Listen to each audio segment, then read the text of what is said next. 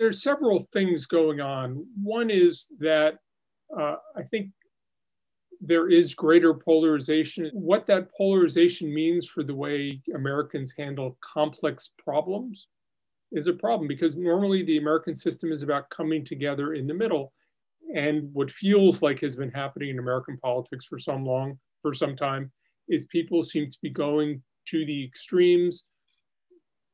Whether that creates a broader change in the way American politics works, the way Americans deal with the rest of the world, is still unclear. I think one of the consequences of this election is people have said, well, we have all these pollsters who supposedly have told us what the future is, except they've been consistently wrong. Is that now a new environment? So the first part is there is a greater polarization. I don't know where that leads. There's also a sense that I really get that a lot of Americans don't agree with this consensus behind the US leading the world, the US leading an international community, the US as the chief organizing power in the world. To me, that's not a decision not to do it. It's a lack of consensus behind it. And what I suspect is going to happen is there will be an effort by people who believe in that to get more Americans on board with that construct of the American role, whether it's a President Biden, whether it's people who had supported President Biden on the Democratic and Republican side, who feel that the Trump approach is the wrong approach. I think there is going to be a broader effort to create more of a consensus, create more support for the idea of a more active role in the world, because clearly what people had assumed was consensus didn't really represent consensus. And President Trump has tapped into the emotions of people who feel that this is a self-serving policy by a small number of people that drags Americans and American taxpayers into international conflicts that don't advance their interests. I don't know how that goes. My sense is that there will be both an effort and success creating broader support behind an idea of a more engaged United States, a more predictable United States.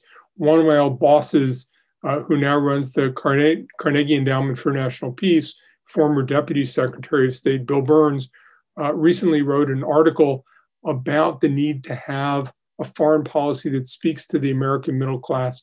If I were looking for something in the next 4 years, regardless of who wins the election, it will be this battle for the middle class, an idea of how do you persuade them what the American role should be. It can't be too expansive, but I think there will be an effort to define an American role in the world against an American effort to have a much smaller footprint. One of the slogans we've heard a lot about in Washington is we have to end the endless wars.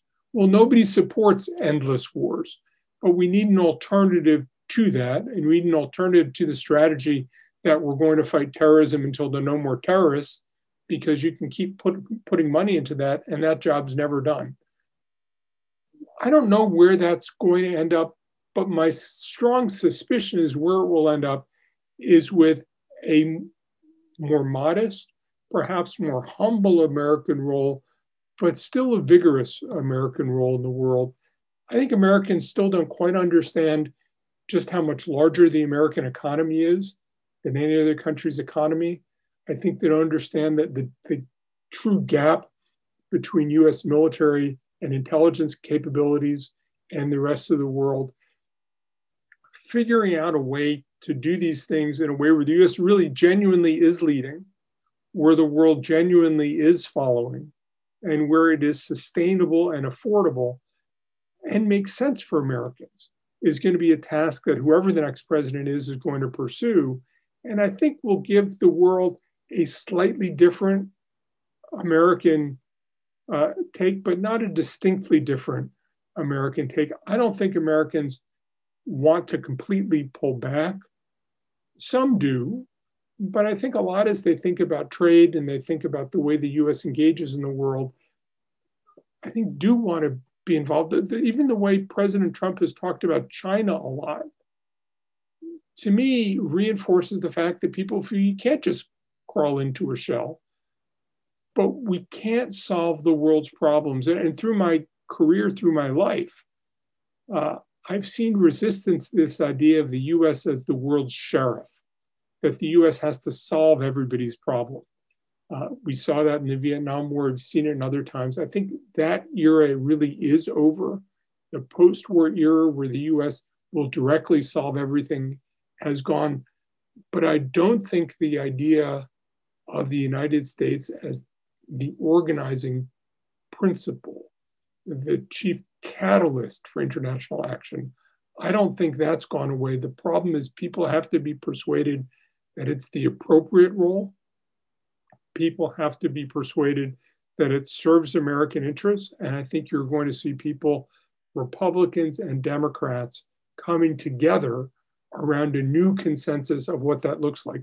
Who the president is will have some effect on where it comes out. But I think it's going to be something that will be reworked and will sustain itself, not only through the next presidential term, but further beyond as well.